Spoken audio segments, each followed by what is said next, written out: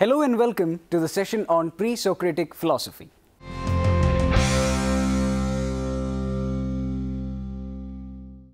The Pre-Socratics were 6th and 5th century BC Greek thinkers who introduced a new way of inquiry into the world and the place of human beings in it. They were recognized in antiquity as the first philosophers and scientists of the Western tradition. This unit is a general introduction to the most important pre-Socratic philosophers and the main themes of pre-Socratic thought. More detailed discussions on each pre-Socratic philosophers can be found in forthcoming units.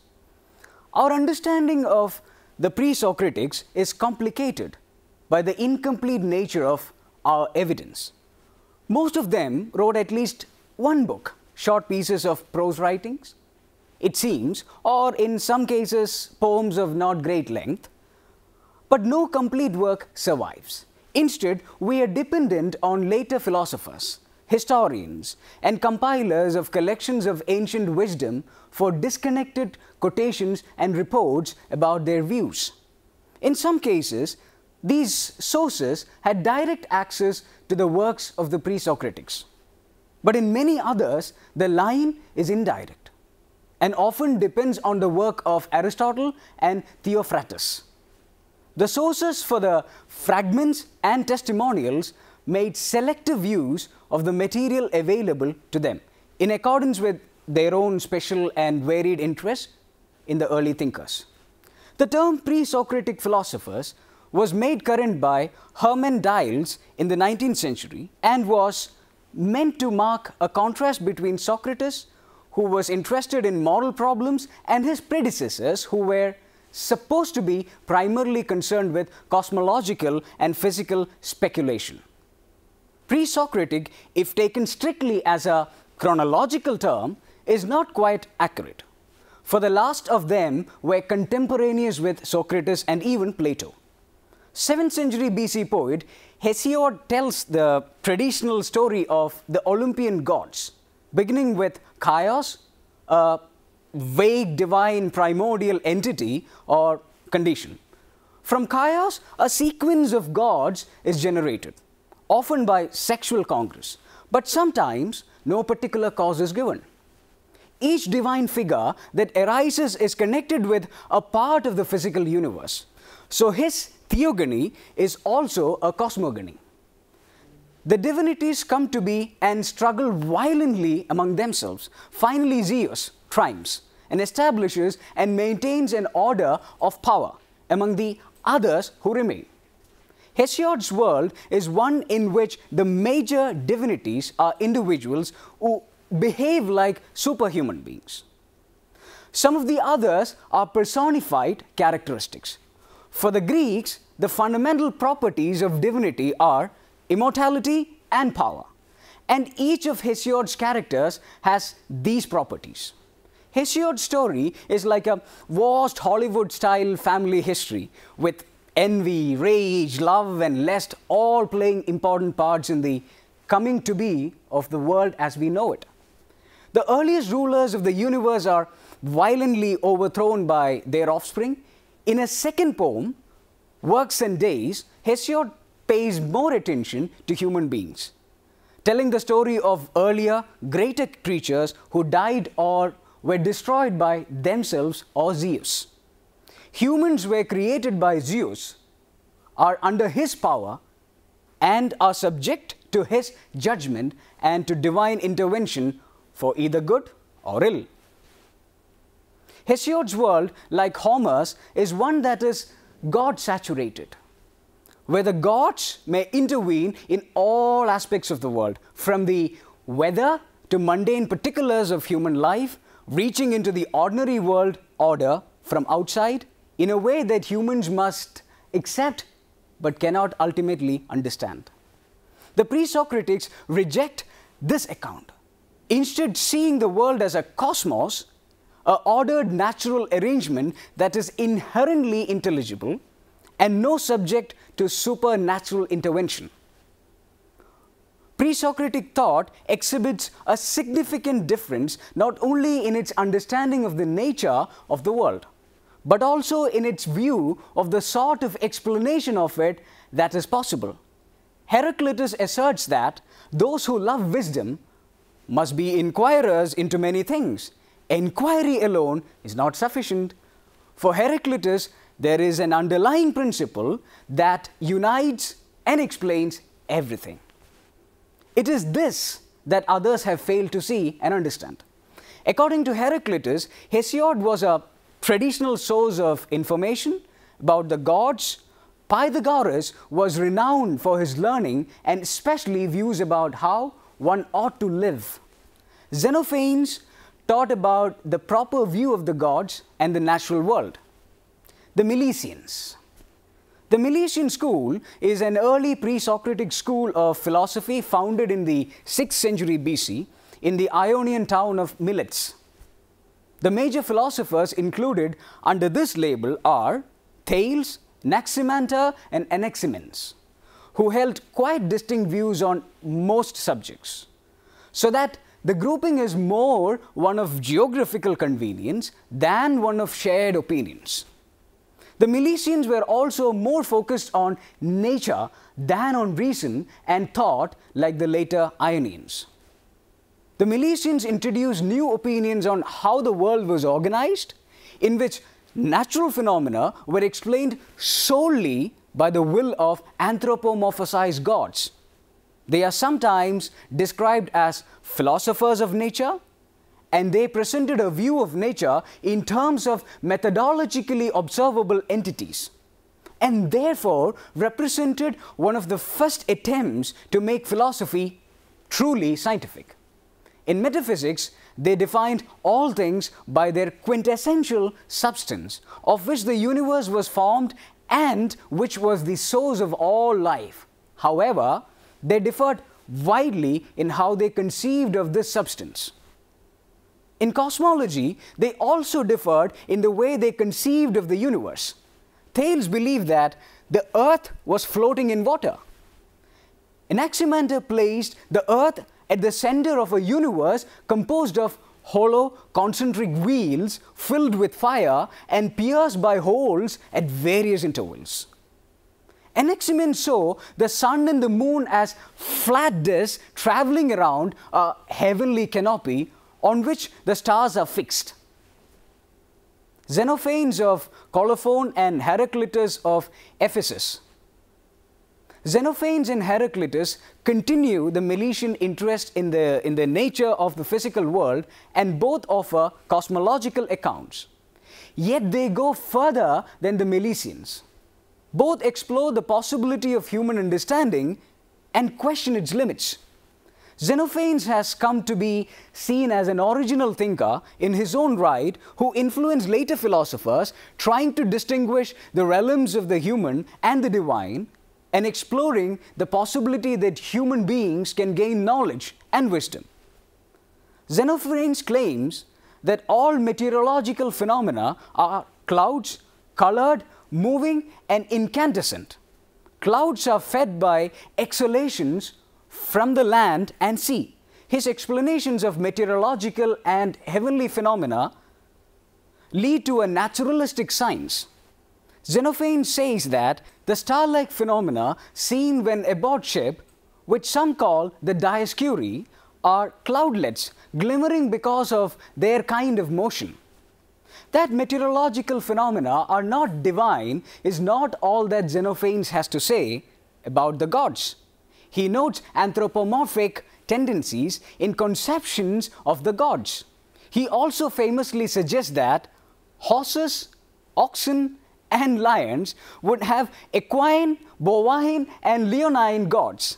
Xenophanes also makes positive claims about the nature of the divine, including the claim that there is a single greatest God. While indifferent to the affairs of human beings, Xenophanes' divine being understands and controls a cosmos that is infused with divine thinking. Moreover, Xenophanes is optimistic about the capacities of human intelligence.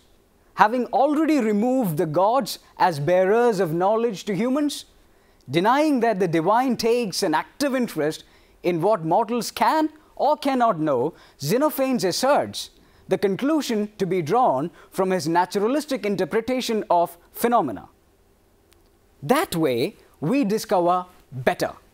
As he says, this is an optimistic conclusion, suggesting that human thought can mimic divine understanding, at least to some degree. Xenophon stresses the difficulty of coming to certainty, particularly about things beyond our direct experience. Heraclitus, claiming that human perspective law must harmonize with divine law, but he is also asserting that divine law encompasses both the universal laws of the cosmos itself and the particular laws of men. The cosmos itself is an intelligent, eternal system that orders and regulates itself in an intelligent way. We can come to grasp and understand at least part of this divine system. Heraclitus regards the order of cosmos as like a language that can be read or heard and understood by those who are attuned to it. The sheer accumulation of information is not the same as wisdom. Although the evidence of the senses is important, careful and thoughtful inquiry is also necessary. Those who are lovers of wisdom must be good inquirers into many things and must be able to grasp how the phenomena are signs or evidences of larger order. That evidence is the interplay of opposing states and forces, which Heraclitus points to by claims about the unity of opposites and the roles of strife in human life as well as in the cosmos. There are fragments that proclaim the unity or identity of opposites. The road up and down are one and the same. Anaximander's system of just reciprocity ordered by time is replaced by a system governed by war. The changes and alterations that constitute the processes of the cosmos are regular and capable of being understood by one who can speak the language of the logos and thus interpret properly. Heraclitus treats soul as the seat of emotion, movement, and intellect.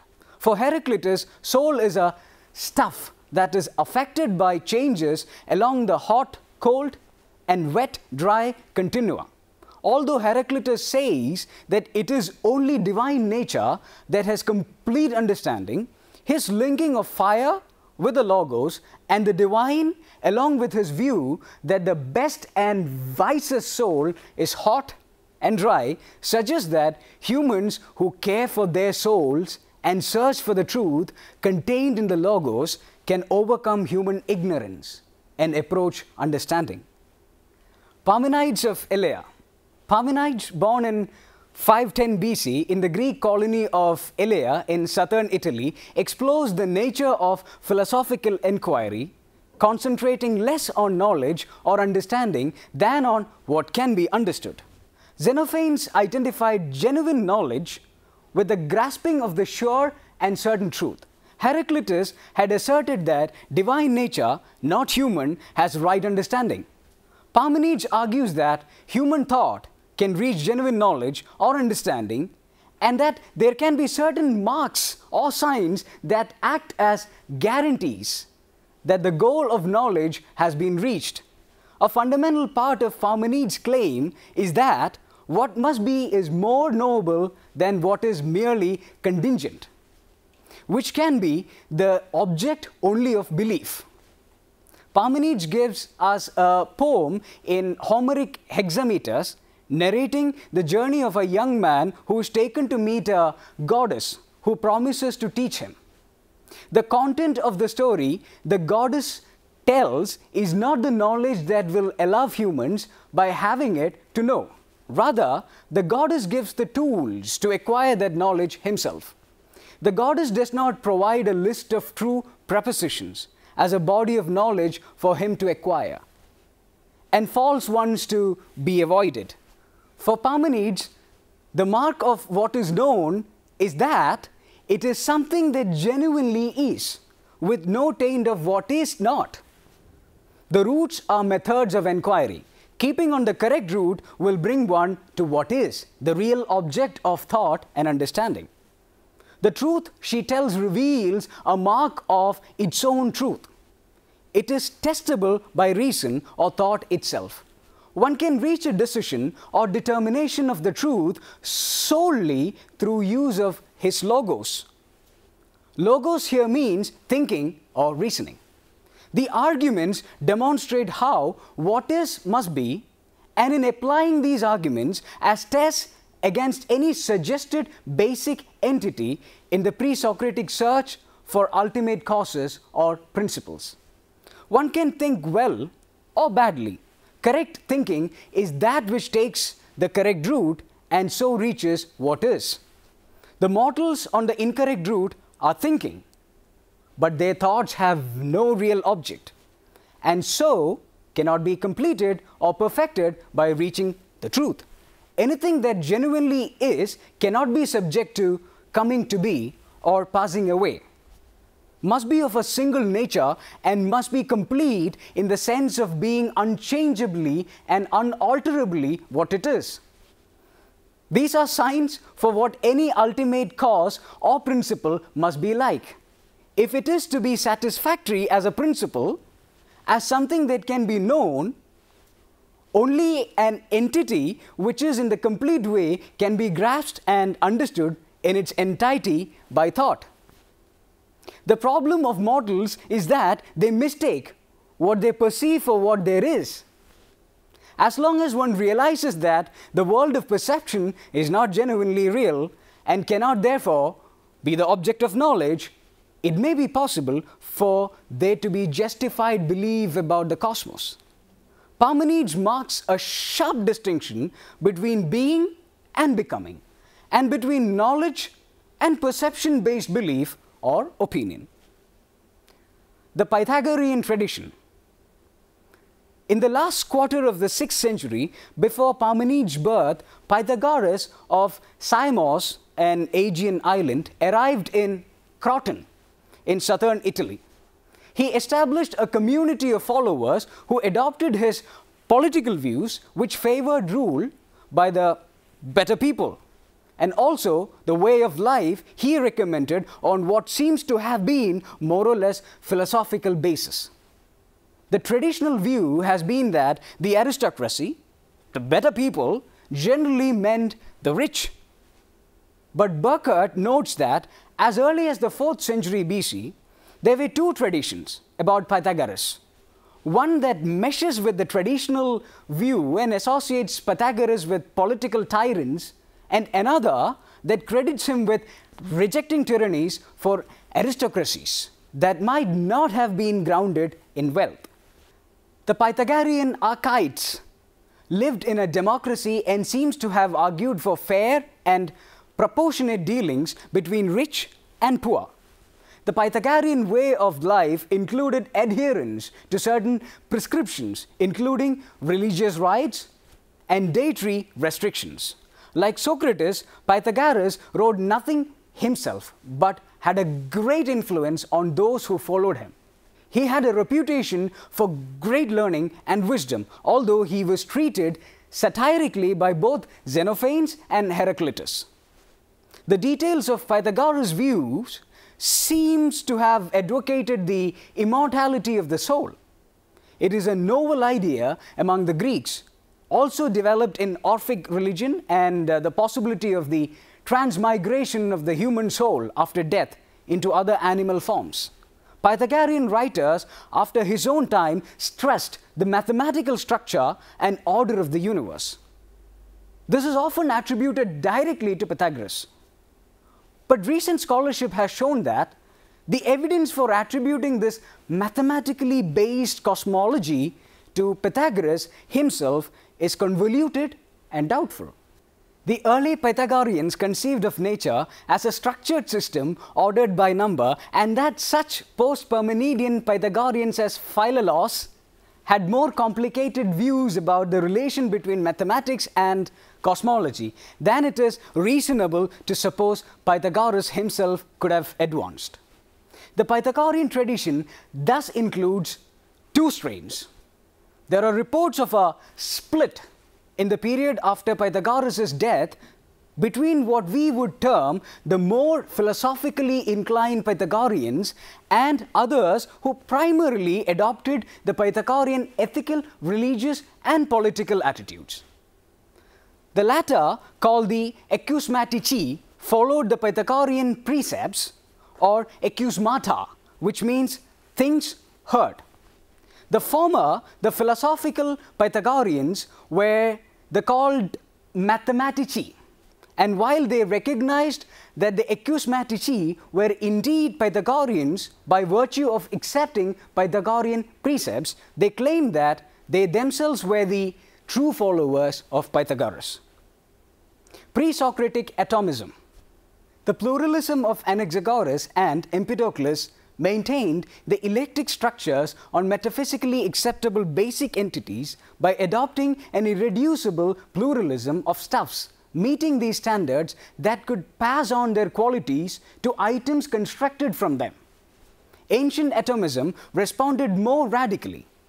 All atoms are made of the same stuff, solid matter, in itself otherwise indeterminate, differing from one another only in shape, position, arrangement. In addition, the pre-Socratic atomists, Leucippus and Democritus, enthusiastically endorsed the reality of the empty or void. The void is what separates atoms. Like Anaxagoras, the atomists consider all phenomenal objects and characteristics as emerging from the background mixture. In the case of atomism, the mix of atoms and void. Everything is constructed of atoms and void. The shapes of the atoms and their arrangement with respect to each other give physical objects their apparent characteristics. As Democritus says, by convention sweet, and by convention bitter, by convention hot, by convention cold, by convention color. In reality, atoms and void. For example, Theophrastus says that the flavors differ according to the shapes of the atoms that compose various objects. Simplicius reports that things composed of sharp and very fine atoms in similar positions are hot and fiery. Those composed of atoms with the opposite character come to be cold and watery. Moreover, Theophrastus reports that the atomists explain why iron is harder than lead, but lighter. It is harder because of the uneven arrangements of the atoms that make it up. Lighter because it contains more void than lead. Lead, on the other hand, has less void than iron. But the even arrangement of the atoms makes lead easier to cut or to blend. Democritus says that there are two kinds of knowing, one through the senses and the other through the understanding. The one through the understanding he calls genuine, witnessing to its trustworthiness in deciding truth. The one through the senses he names bastard, denying it steadfastness in the discernment of what is true. The evidence of the senses, when properly interpreted by reason, can be taken as a guide to reality. We just need to know how to follow this guide through proper reasoning so as to reach the truth. In addition to fragments advancing these metaphysical and physical doctrines, there are a number of ethical fragments attributed to Democritus. Although a passage reported in John's Tobias seems to link moderation and cheerfulness with small measured movements in the soul, and says that excess and deficiencies give rise to large movements. It is unclear whether or how these claims are directly related to the metaphysical aspects of atomism. Democritus was identified in antiquity with the idea of good cheer as the proper guiding objective in living one's life. Let us summarize what we have discussed so far.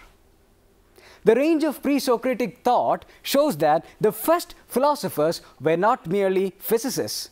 Their interests extended to religious and ethical thought, the nature of understanding, mathematics, meteorology, the nature of explanation, and the roles of mechanism, matter, form, and structure in the world. Almost all the pre-Socratics seem to have something to say about embryology, and fragments of Diogenes and Empedocles shows a keen interest in the structures of the body. The overlap between ancient philosophy and ancient medicine is of growing interest to scholars of early Greek thought. Recent discoveries such as the Derveni papyrus shows that interest in and knowledge of the early philosophers was not necessarily limited to a small audience of rationalistic intellectuals. They passed on many of what later became the basic concerns of philosophy to Plato and Aristotle, and ultimately to the whole tradition of Western philosophical thought. Hope that you can answer the questions given here. Write a short note on the influences and impact of pre-Socratic Greek philosophy in the modern world of thought. Discuss the practical contributions of pre-Socratic Greek philosophy. Explain the mathematical features of pre-Socratic Greek philosophy. Who are the major philosophers included under the Milesian school of thought? What is the Pythagorean theorem? Compare the ideas of Xenophanes of Colophon and Heraclitus of Ephesus. Analyze the cosmological doctrines of pre-Socratic Greek philosophy. Hope that you may go through the reference books for further reading. The Fragments of Parmenides, a critical text with introduction and translation, the ancient testimonial and a commentary, written by A.H. Coxon in 2009, published by Parmenides Publishing, Las Vegas. Anaxagoras of Clazomenae, fragments, text and translation with notes and essay, written by P. Kurt in 2007, published by University of Toronto Press, Toronto. Parmenides of ELEA, fragments, written by D. Gallup in 1984, published by University of Toronto Press, Toronto. The Texts of Early Greek Philosophy, written by D. W. Graham in 2010, published by Cambridge University Press, Cambridge. Philolaus of Croton, Pythagorean and Pre-Socratic, written by C. Huffman in 1993, published by Cambridge University Press, Cambridge. The Art and Thought of Heraclitus, written by C. H. Khan in 1979, published by Cambridge University Press, Cambridge. Thank you for watching this program. We can meet again with another topic. Till then, take care.